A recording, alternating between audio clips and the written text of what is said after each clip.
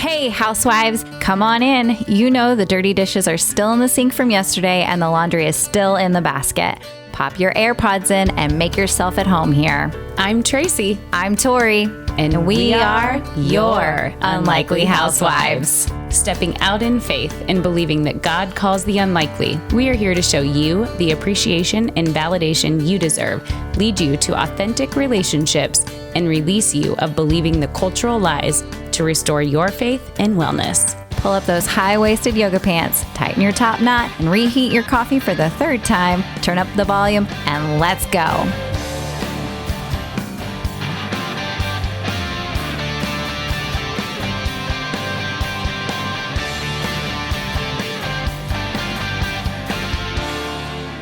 Hey, housewives, welcome back.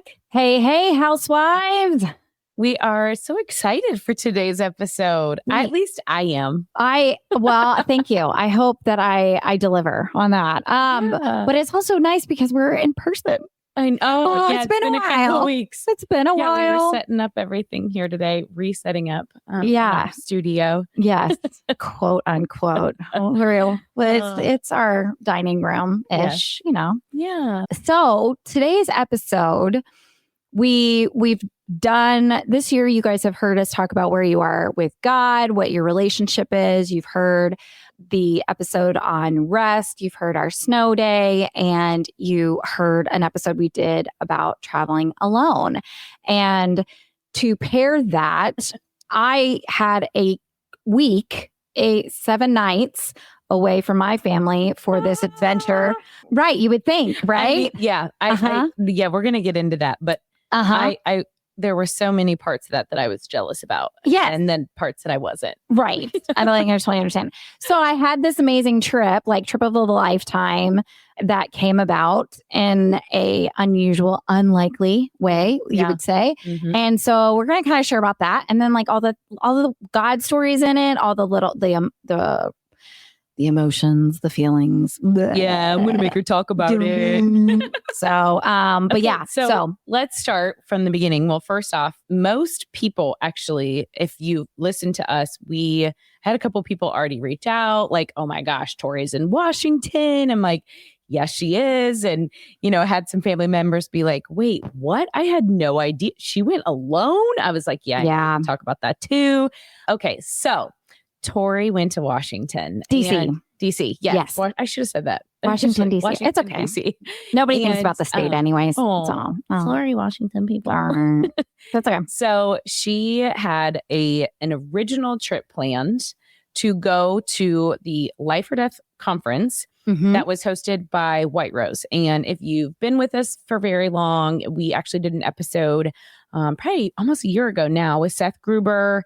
He is the creator. It'll be 2 years. It'll be 2 years in September. 2 years? That's insane. Yeah. Okay. So the White Rose is his organization, and we had him on our podcast, and Tori hosted a fundraiser and a ball for them. So she's been really involved. So she went to DC to volunteer. Yep. And it just happened to be the week of the inauguration. Yes. So what did Tori do to get a ticket to the inauguration? So for the record, Trump had to win first. Like I wasn't going to go if somebody else won.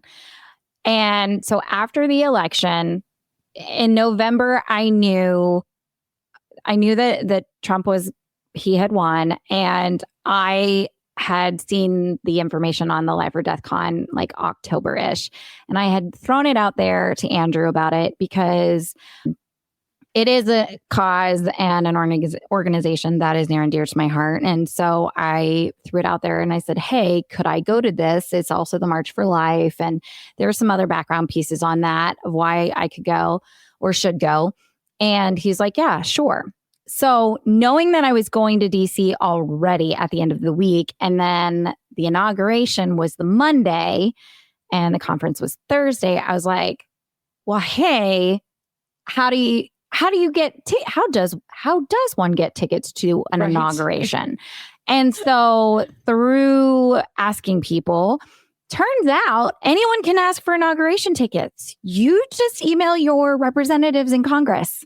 So I emailed Senator Jerry Moran, and I emailed Representative Sharice Davids, and I said I would like a ticket to the inauguration if possible. And then I also requested while I was there, because you can request tours too. That is how you get a tour of the Capitol. That's how a tour of the FBI, tour of the White House, printing and engraving. You can get a tour through them.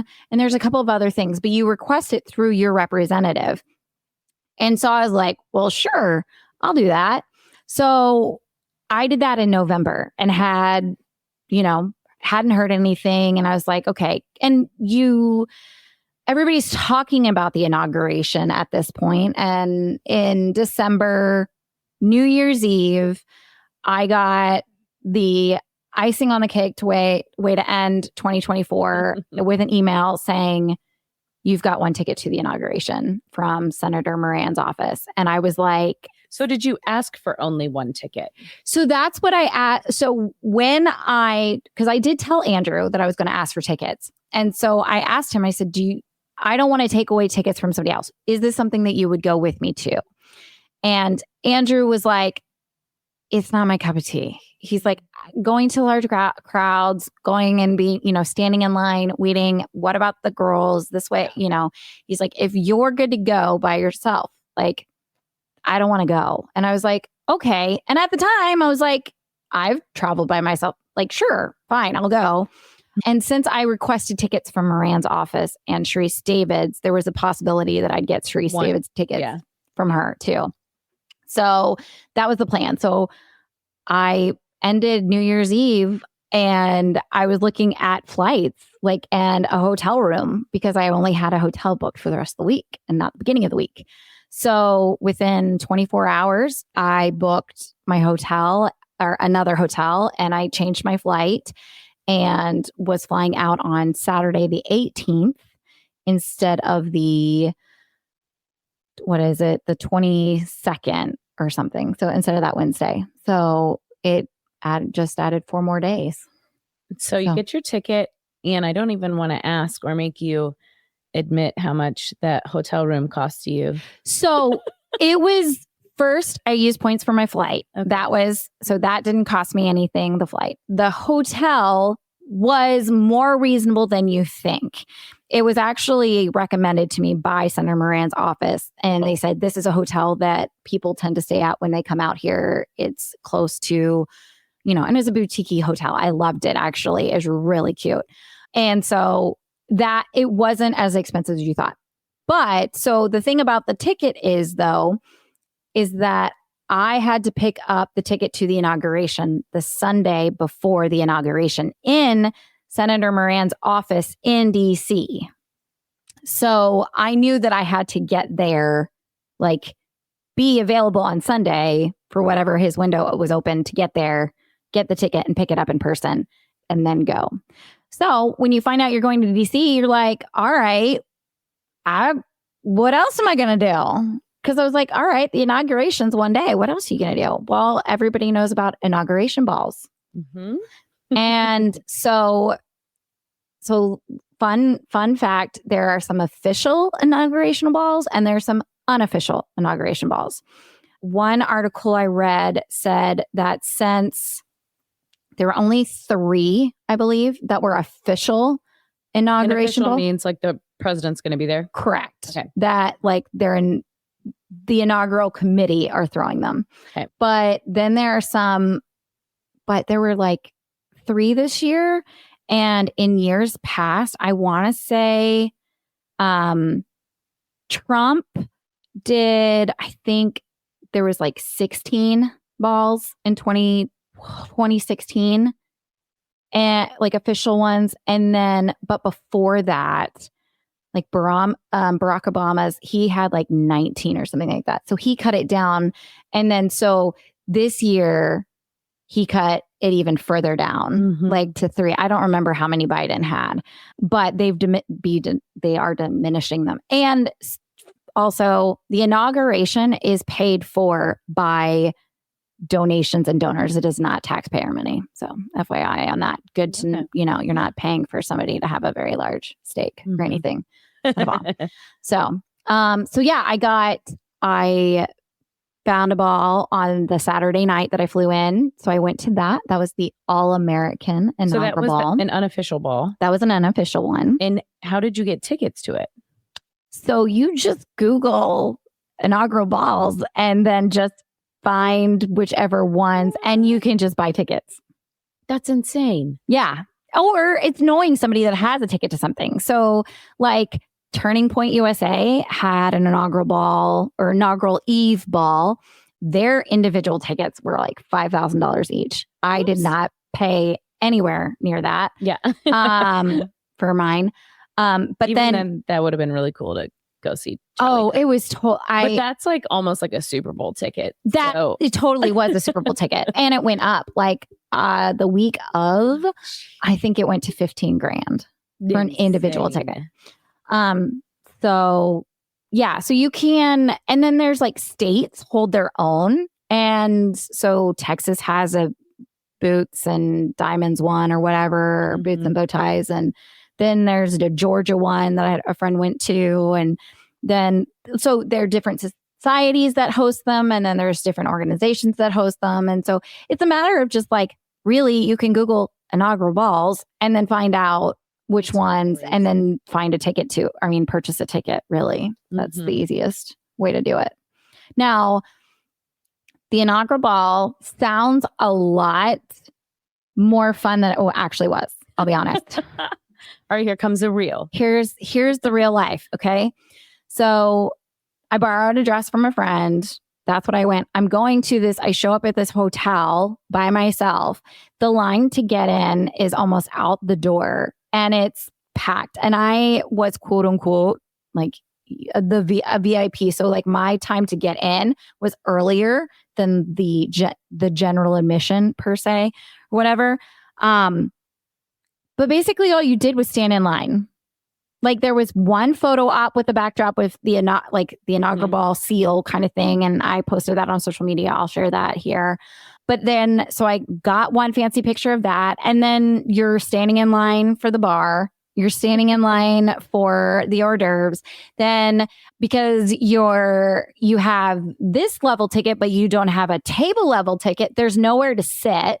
So you don't have a table to sit at. You're just mingling with lots of people. So this was just like a networking event. I mean, pretty much. And then there's music playing. They have a band. They have like entertainment.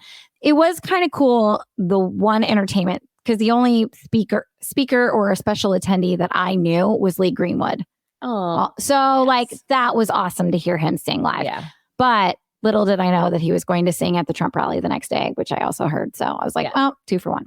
Great. But yeah, it really was just a networking thing. And then before you know it, everybody's drinking. And then you get the drunk versions of everybody. Except for you. Right. Except for me. I was still sober. There is one picture of me holding a drink and it is non-alcoholic. So, which was fun because I did hit my 1 year on Saturday, the 18th. So. Oh yeah. Wow. You were there. I guess I didn't. While I was there. Yeah. Look at the date. Yeah. So there was that. And I made some friendship, like acquaintances. I got some names and numbers of friends. Like, I met a lovely couple. She works for the VA and her husband works with ICE. And they live in Virginia. She's darling. I met some gentlemen there too, business wise. And so like it was, I definitely, but I love that kind of piece, right? Mm-hmm. Like I do love that. But by the end of the night, I was like, oh my God, I'm exhausted and trying to get a lift out. Oh, because I was. So you were doing Lyft or Uber everywhere you went. Pretty much. I used the metro a little bit while I was in town, but not for the further places. Yeah, like that was so that night. That was Saturday, getting in, and then Sunday. So the heartbreaking news was what, a couple of days, like the middle of the week before. Gosh, I don't think you knew until Friday. Maybe. No, it was earlier. I think it was like a week before. I think it was like Monday because I had talked to people who were canceling their trip. Okay. So they moved the inauguration inside. which the last time they did that was in 1985 or 86 with Ronald Reagan's inauguration. Mm-hmm. And they said the reason was because of the cold weather. Now, I was severely disappointed. I can only imagine. Yeah. That's what you're headed for. Exactly. And I was like, are you kidding me? Mm-hmm. I blame my mother and her prayer warrior friends because they were praying too hard for my safety. And so they didn't. God said, nope, Tori doesn't get to go. Or Trump's safety. I don't know. One of the things, but whoever was praying for all my safety, I blame you. I say that in jest, obviously. Thank you for all the prayers. I definitely needed them that week. So anyways, so the inauguration was going to be inside. Well, basically we got notification that our inauguration tickets were basically great. Come take these inauguration tickets because they're going to be really nice souvenirs. And that's it. Mm-hmm. And I was like, are you kidding me? Like, I was going to be sitting on the Capitol lawn, like the mall, watching this historic 60th presidential inauguration. And now I don't get to watch it at all. Yeah. And that was, I think I heard the numbers were, it went from 300,000 attendees down to 500. Yes. Yeah. Mm-hmm. Just crazy. Crazy. So what did they do with all those people? So, well, let me back up because the day before I went to the Trump rally, which, right? Yeah, this is still Sunday. So yes. Sunday, I had reserved a ticket, and I say that in quotes, for the Trump rally. And again, this was in Capitol. That was supposed to be Capital One Arena, indoors, everything like that. Well, silly me, I thought when you reserved a ticket and got a ticket, like that meant like you're good to go, come stand in line, you've got a ticket. Well, no, doesn't mean that. It means anybody who wants to come stand in line, but we counted you and got your name and number. So your ticket is great, but everybody else who wants to come and stand in line can also come and stand in line. And so when I found that out, I was like, no, because people were camped outside of Capital One Arena. The rally didn't start until like 3, something like that. Yeah. And people were camped out at 6 a.m. And I was like, no, I'm not doing that. I'm not spending an entire day standing outside in the cold. Because at this point it was sleet. It was raining. We did have like little chunks of hail. And so I was like, no, I'm going to go I'm going to go do some sightseeing. The museums were still open. And so I was like, I'm going to go do that. Make sure I check things off my list. And then, but I'm not going to waste an entire day standing in line with thousands of people. And so I went to the National Post Office Museum, which was fun and different. And then I had met a gentleman the night before at the ball, and he had messaged me that afternoon on Sunday and said, hey, are you going to the Trump rally? And I said, no, I'm not going to stand in line that. And he goes, well, I'm in line. Do you want to come join me? And I was like, sure. Where are you at? And he was pretty close to Capital One. So I was like, okay. And at this point, it's like 1:00 in the afternoon. So all of these people have been standing in line. Now, the other thing too, is it's not just your normal line of hey, it goes down the block. No, because that would make it easy. They have all the streets shut off and closed. And then they have it zigzagging through the blocks. So you're doubling back. So when you think that you're like, okay, well, Capital One's right across the street. No, you still have 4 more blocks. And it's insane. And so I took off my Trump hat. That's all. And then everything else on me was descript. And basically I weaved my way through the mobs of people to essentially try to get to that guy who's the guy that I met the night before. That sounds awful. My friend that you networked. Yes, I networked with. He's actually from Chicago. And so anyway, so I was trying to get to him because he kept sending me location updates. And so now imagine trying to go through, it's a tunnel because the entire sidewalk, you've got buildings on one side of you, and then you have barricades on the other side of you because they don't want people to be able to go in and out, right? So it is, once you're in the line, like you're not getting out of the line really. So there are literally cement barricades and fence on the street side, and the street is just empty, or there's some people, random people walking that way. People were hustling.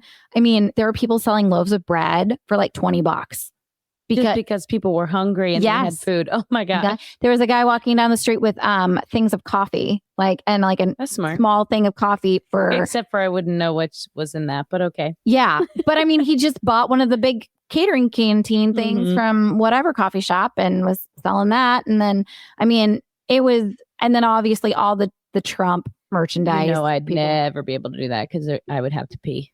Oh yeah. No, there was no restrooms there. So anyway, so I'm trying to zigzag, and then finally, and since it's just me, there's a little bit more freedom in that, and I don't mind. What's the word? Being breaking the rules.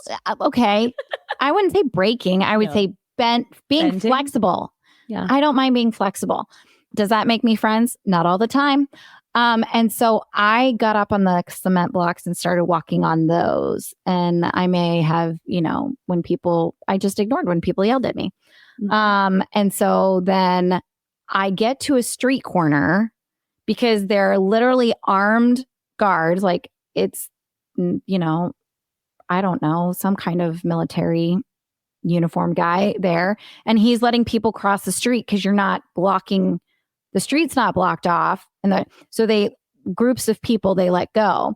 Well, then I just kind of corner around or whatever, and at one point I'm trying to skip ahead and I I get out of line, I bump into somebody behind me, and it turns out it's a mutual friend of ours who literally his house lives less than a mile from mine.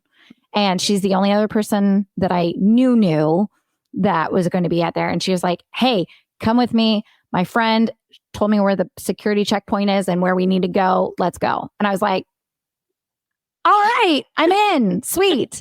And so I just followed her. And between us, her and myself, like it's better. Was she alone? No, she had her boys. Oh, okay. So it was I'm a big fan of, you ask for forgiveness, you don't ask for permission. That's just the way. And if it all depends on your level of confidence, no one questions you if you are confident. Like they just don't. That. And so if you act like you know what you're doing and act like you know where you're going, and no, I'm right there and that's where I'm supposed to be. And sorry, that's how people don't question it. It's kind of insane. The amount of things I've been able to do with that attitude is how you're getting where you're going, Tori. Yes. So getting into the Trump rally just as it started, it was awesome. I mean, getting to hear him speak, saw Elon briefly, but being in Capital One for all of that was awesome. Well, and we were on a text string. Her girlfriends and I were all on one text string and checking bail money thread. And and we were making sure that she sent a picture every single day. So, if she went missing, we knew what she was wearing last. Exactly.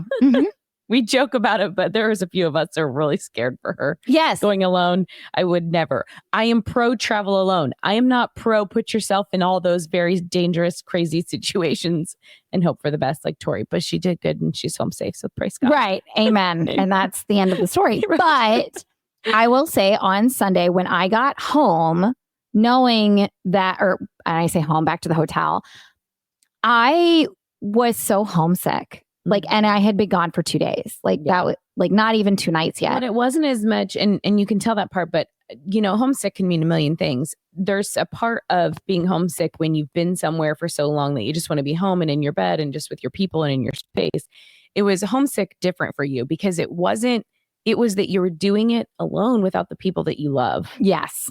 And that makes a big difference. It does. And Andrew is so my best friend, and nobody shared this episode with him or he'll get a big hug.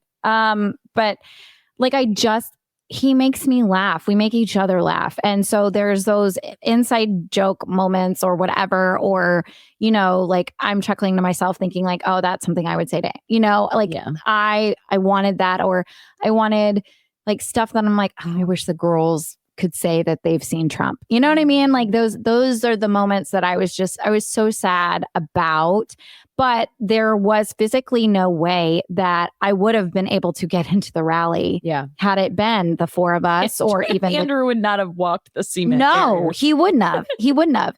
Nor would have anyone have let them. Like a 5'2" girl, you know, I can get away with it a little bit. Colored hair and sparkles. Yes, but I took that off. I actually looked very homeless. My jacket and everything. I made myself look. I just looked like I blend in. Like it was very nondescript, kind of like there's that. So that's good.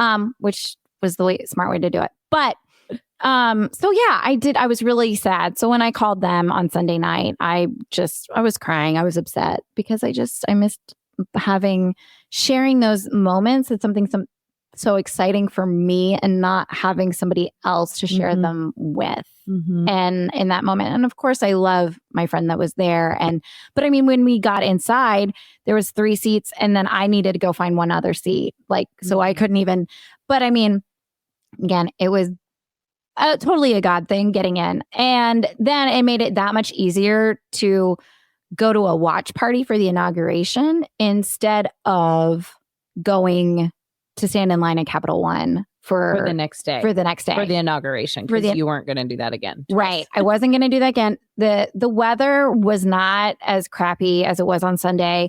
But again, people slept overnight outside of Capital One for that. Yeah. Not to mention what they were going to do was they were going to stream the inauguration on the Jumbotron, okay, that started at 11. And then all those people in there were waiting until like 3:30 for Trump to come in for the parade aspect. And then they did have space where some people that were in the parade, they got to do their little, you know, marching band or whatever. And so people watched that and they had some entertainment. But I'm like, no, like, can you imagine being in an arena all day and then just sitting in your seat waiting for Trump to show up on like 3? I was like, no, I'm not doing that. So instead I went to a Kansas watch party for the GOP, and that was great. I met some gentlemen there and made some business connections, and that was fantastic. And that was Wednesday. That was Tuesday. Good Lord. No, that was Monday. Holy crap. Yeah, you haven't even been on your tours yet. Dude. Okay. So then that was Monday. Okay, great. Hold on. The inauguration was amazing. It was amazing. Carrie Underwood was the bomb. Yes, she was. She killed it. She killed it. Like, way to just talk about being confident and just doing whatever. Yeah. Like, just act like you know what you're doing. And she did. And she was like, if you know the words, sing along with me, which I loved. I mean, it wasn't about her. It was like, hey, this is the song. We're supposed to sing it. The music isn't working. Let's just make this happen. Yeah. It was beautiful. Absolutely loved it. Yes. And and his speech, I know that there's, you know, if you didn't vote this way, I understand. But like, I pulled out certain parts of his speech. Like, I reread the transcript of his speech, and there were certain things that I just was like, I pulled out and I was like, wow, like a man saying this in front of entire United States, like in front of the entire world. Like, there are only 2 genders. Yep. Like, oh my gosh, that is so good. Like, I believe so my life, but like, so crazy that it ever had to be in a presidential inauguration. Right. Right. Like, that's controversial, whatever. But the fact, like, too, like, I believe I was saved by God to help save America. Like, whether you believe in God or not, that was divine. I mean, Milla and the black pastor at the end. Yeah. Oh my gosh, he was so good. Yep. So good. Passion. Yes. And I got to see him again, actually, later in the week, because he came to the Life or Death Con, which was cool. So, all right. So you had an itinerary full of stuff that you did before you even got to the conference. So yes, you visited the printing. Yes. The engraving. Bureau of Printing and Engraving, which, as a printer's daughter, it was awesome. You can't do any pictures in there. I mean, they're making currency. So, Yeah. But it was really cool just to see it. There's only 2 places in the United States that they make money, DC and Fort Worth, Texas. And just to see the process and all of that. And so I loved that. I thought that was really fun. And then I just walked around. Like I took pictures in front of, the buildings and stuff like that and Supreme Court. And so I have a lot of pictures like that. But then I also went to like the National Museum of American History. I did the National Archives where you can actually see the Declaration of Independence, the Constitution, and the Bill of Rights. And people had told me, like, don't bother with that one. Like, it's just pieces of paper behind glass. But like when you see them, like that was cool. The National Museum of American History, a lot of the First Lady's gowns were in there. Yes. That was kind of cool. I also saw American History, Dorothy's ruby red slippers. Oh. So I got a picture with Dorothy's as being from Chris Kansas. And I went 10 years ago. Yeah. Did all the tours and not all of them, but obviously visited a lot of the places. And I can't even remember where we went or what we saw. No, because it's just all of these. Much. Yes, because it is. It's all of these buildings and it is so much. And fun fact, I don't know if you know this or not, but in the original was the book of Wizard of Oz. The shoes weren't red. Do you know why they were red for the movie? No. Because it was the first movie in Technicolor. In the book, the slippers are actually silver. Huh. And so they made them red so they stood out better in the movie. Interesting. Fun fact. Then, so we did that. And then Wednesday, I had to switch hotels because, again, this was not the original reason I came. I came for the White Rose Life or Death Con. And so I switched hotels and then they were all downstairs sitting up. And so I just went over and saw my contacts there and Bryce and Seth and everybody was like, hey, don't have anything going on. If you need help, happy to help. And they were like, yeah, that'd be great. They were missing some volunteers because a lot of people had canceled their trips to DC because the inauguration, they were planning on going to the inauguration. Then and that was moved inside. They were like, well, now I'm not going. So then they lost out on volunteers. So Wednesday, I stayed up with them and helped them put up hundreds of posters everywhere and banners and things like that and hung lights from hotel ceilings and had a great time. And that was super fun. Then the day of the conference, Life or Death Con, definitely check it out because I know they're going to do something similar next year. If you're looking forward to, if you're an event, check out The Last Stand, which is going to be this summer that they're going to do, I believe, in California. But it was fantastic. They had a lineup of like 12 speakers. I had my fangirl moment of meeting Eric Metaxas. Y'all. Yes. I met Eric Metaxas. It was so cool. So cool. And he is so nice and he's so chill. Like he's like, he doesn't come with a big group of people or whatever. I also met Isabel Brown, who is with Turning Point. She does some things for them and an influence there. I, from afar, saw Allie Beth Stuckey. I know you're fangirled over her. Yes. I love her. Yeah. And then they all speak at the conference or they they all spoke. Oh, cool. Yeah. And then like some pastors, Andra, he's from Australia. I can't remember his last name at the top of my head. But then they also got the pastor, Lorenzo, something. Oh, yeah. From the inauguration. I think is where. Yeah. From the inauguration. Yep. He prayed over right before Seth finished out the conference that evening. That's and Seth Gruber, if you are pro-life at all, follow Seth Gruber because, man, he puts it all out there on the field. I mean, and he takes nothing back. And he just tells you like it is. Like he has the conversation and that is, he does not tiptoeing around anything. He knows his facts. He knows his numbers. He knows the history. Like nobody else before. I highly suggest his book, The 1916 Project. It's also a documentary. Recommend that too. We'll put the links in the show notes.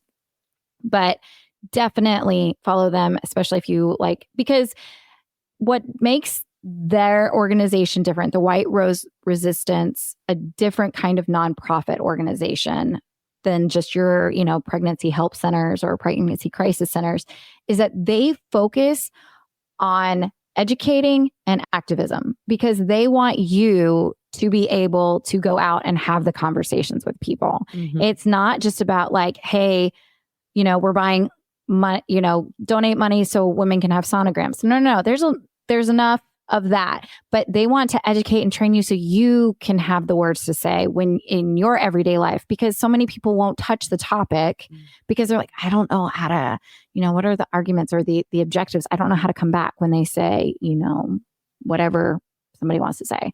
So I highly, highly suggest them as just a better understanding of pro-life and understanding the pro-life movement, where it comes from and what it is and what it isn't. So, yeah. And so then you went to the March for Life. Yes. Which was on the next day, Friday, right? Yes. So then I hung out with the White Rose people again for the March for Life, which holy freaking cow. I've never done a protest walk before. Have you ever done one of those marches? They have like thousands and thousands of people. It was crazy. I was there and I was helping pass out handheld signs for people to hold as they marched or whatever. And so we got into the event. Now, granted, again, there was a ton of added security because normally it's just there's a big rally at the Washington Monument and then everybody marches. But because Vice President JD Vance spoke, they had all this added security. So we had to go through metal spectrometers and metal detector, all that stuff. So that was completely chaotic. And so I got to hear JD Vance speak from afar. Ron DeSantis was also there, which I loved. Oh, yeah. Hearing those two people. So we're just passing out signs, but it's amazing. And I'm going to go off on my soapbox just for a little bit here, because one of the most annoying things to me is how nonprofits treat each other.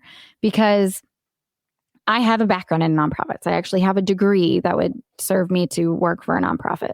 Andrew would say, I am a nonprofit. I take that very. Tori, the nonprofit. Yep, that's me. 16 years going strong. So the thing about nonprofits is typically, if they are for the same cause, they do not like to partner with each other because they feel that if they introduce you to their donors, that all of a sudden the dollar that they're getting from you then turns into 50 cents because they're like, oh, well, I love both of these organizations. So instead of, I'm now going to give 50 cents to you and 50 cents to you. So nonprofits are very territorial. They don't like to share their information. They don't like to support each other. They just don't. And it makes absolutely no sense to me because you're like, we're all in this for the same reason. Like we all want to see change. And if we don't come together, then we definitely we're making less of an impact. Yeah. And so what they do is they just kind of shut each other out and they act in a world of scarcity mindset. Yeah, scarcity mindset. Yes. Scarcity mindset. And so when you have the March for Life is a very large nonprofit, and then you have all of these organizations. We're all in this, you're all going for this one cause, but they want to make sure that they have their name on it. Like every organization does. So you have so many that are, students for life. And then you've got the Catholics and then but everybody wants to make sure that their signage and their logo is being seen and being all the things in it. That's so interesting because I'm sure myself, you're not on an outsider. You don't see that that's the way things are. Correct. You would think that you're coming together to host this, be involved in this, protest, that you would all be on the same page. Right. And you are from a concept or issue standpoint. Correct. But you make sure that because there are so many pro-life organizations, Live Action, Citizens for Life, White Rose, March for Life, and all of these different things. And then nobody wants to collaborate because again, they think that if they get too close to another organization, that organization is going to do things so abundantly well that people are going to leave their organization versus hey, if we're teaming up together and doing this together, then we have more power and more representatives. So it's one of the most annoying things because I do see it so often. And you, like you said, the typical person does not realize that when they're giving to an organization, that other organizations are fearful of losing their dollar. And which, I mean, I understand. I think I've seen that a little bit with the church sometimes too. Yes. You know, the churches don't necessarily want to be like, hey, we're sponsoring this family or doing this or whatever, because if you can only tithe so much, it's going there versus towards the church. You know, I think I've seen and felt that in certain scenarios. Right. Or the church doesn't want to bring in, they don't want you to host another pro-life organization because they have special ties with another one. And so they're like, well, that's competing. And you're like, is it though? Right. Is it really competing, or are we just on the same page? Yeah. So, but then I've changed my flight. I was going to get home on Saturday afternoon, but I changed my flight. So I left at the crack of dawn on Saturday and got home by 9 a.m. And then Andrew and my youngest picked me up. And then it was like, from there on, mom mode, like, all right, the basketball game, and then kid to volleyball. And just like, okay, you know, and those transitions are good, but hard too. Yes. Because you're exhausted. Right. Like whenever you come home from a trip, when you like get that time away with your spouse, and then you come home and it's like the meltdowns and just the clingy and all the things that you want and love, but it's so hard to transition into that mode. Right. And you wanted, like, if I had been allowed, I would have slept for 3 days because I mean, my watch basically exploded because of how many steps I had for each of the days, which was crazy. I mean, God used it all, which is incredible. What word would you describe? I mean, the week, I guess. I feel like there was a word you said to us when we asked what it was like to be at the rally and just being around. I feel like you said electric. I don't know. I don't remember the word. Remember the word, but I feel like that's what you said. I remember you saying you felt like the security wasn't what you would have expected as far as like getting in. Yes. Things. Like it was, yes, I could tell that there was a heightened sense of security everywhere, but everyone was so happy. Like now, granted, on Saturday when I flew in, there were some protesters, Code Pink or whatever, like that I ran into, and I didn't engage or anything with them. But like those are the only people that were visibly like protesting that I saw in the city. Granted, when I was walking around places, I would hear people behind me on the phone because I am wearing like my Trump hat or whatever. And I would hear people be like, oh, these fascists, these told, you know, and I can't believe he's getting into office, blah, blah, blah. But they're grumbling to themselves on the phone to someone else. Like they're not confronting you and saying anything. Yeah, like they shouldn't. Right. But it's like nobody's visibly being mean. You know, like I didn't see any of that. And something that I was listening to a podcast today, and it struck me like, oh my gosh, like that's what life is. And it was in a different context, but I was like, but that's it. So the way I view my life and when I look at things, I'm not judged by God for my ability to achieve worldly success or whatever the world sees as success. But God judges me by my willingness and my ability to obey and at least try for his will.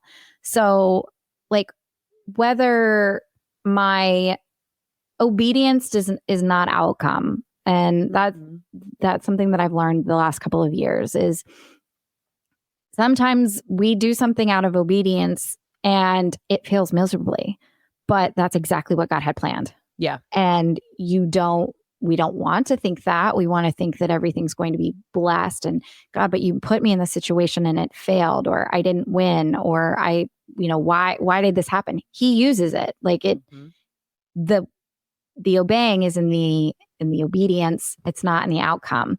And so to know that all I'm asked to do is try.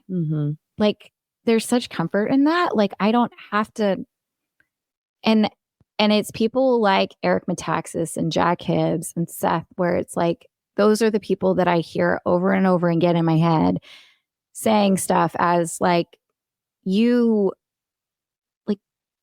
what is there to be fearful of? When you talked about like, I had so many people tell me how much they're like, oh, I can never do that. Mm-hmm.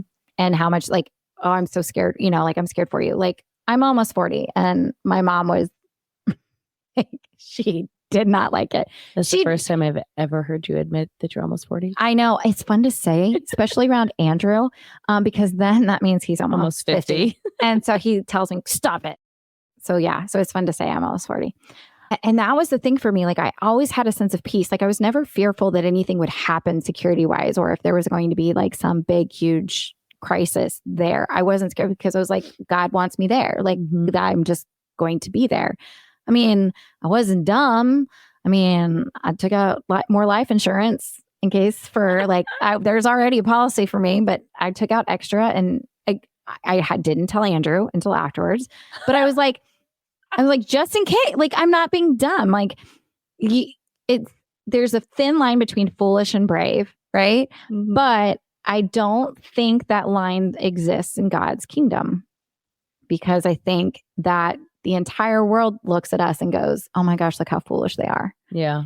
And then like, look how foolish Noah looked. Look how foolish David looked. Look how or look how foolish Esther looked going to the king. Like you could label every single Bible figure, person in there, biblical person, and they all look foolish.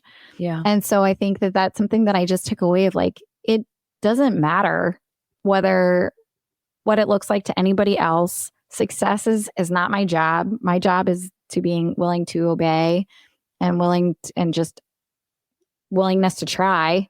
Mm-hmm. And that's all I can handle. Yep. So there is great comfort in that. And I think that do I know why, will I ever know why God put certain people in my path and why I went and experienced this all on my own, or what God's got for me? I have no idea. I may never know on this side of heaven, but I had some amazing conversations with people and in Ubers and bartenders and all sorts, and all those conversations, like somehow, like you said, maybe you won't know until you're in heaven. However, they weave in and out, and you look back and you're like, that's why that was there. That's why this happened. I mean, the way you met our mutual friend and the connections you have, and then she was the person that you saw and like bumped into in the hundreds of thousands of people. Yes. Like everything is orchestrated by God in such a unique and crazy, amazing way. It is. And you can't thwart God's plan. Yeah. Like there's nothing that you can do to thwart God's plan. You could try. You could try. You could try, but because he already knows. Mm-hmm. He's the beginning and the end. And so to know that, like, God forbid something had happened to me, that like, it's okay. Mm-hmm. It's okay. Yeah. Because I know who holds my future, and I know who holds my family's future. And again, like, I think that line of like, it's either foolish or brave, but I think that now resonates more with me. Like there's no line between foolish and brave in God's kingdom. There shouldn't be one. Yeah. Yep. So, and you were very brave and won an adventure you had. I did. And now I want to stay home for a while. And you got your fix for a bit. I got my fix for a little bit. And granted, sleeping in a hotel bedroom is a wonderful experience. Mm-hmm. And, but it's nice to be home, and I'm excited to see what God has and what will blossom because of all of this. Yes. And we will keep you posted. We will stay tuned for Tori's next adventure. Yeah, exactly. We're going to do it with the adventure by number, like the books where you could just turn to the certain pages. You remember those? Yeah. Those are crazy. Like we could, okay, now make Tori do this. No, instead Tori does this. So, but go check out Instagram, Tori Goes to Washington. There'll be some photos there. We'll post some photos on our Instagram for Unlikely Housewives, but also too, I did rep Hey Housewives sweatshirt when I was in Washington. So if you would love a way to support us, and you want to be part of the in crowd, can I say that, with our swag, go get your sweatshirt, go get your coffee mug at bit.ly/unlikely merch. And yeah, enjoy that. And that link's also in the notes. And until next time, Bye, housewives. bye, housewives. Whether we made you laugh or cry today, we pray you feel appreciated, bolder and braver than yesterday, stronger and more faithful for tomorrow, and living in who you were made to be today. Join our online community on Facebook, link in the show notes, and be sure to review and subscribe on Apple Podcasts or wherever you enjoy listening. Until next time, housewives, we give you permission to walk confidently, free, and to be intentional in your slippers or stilettos.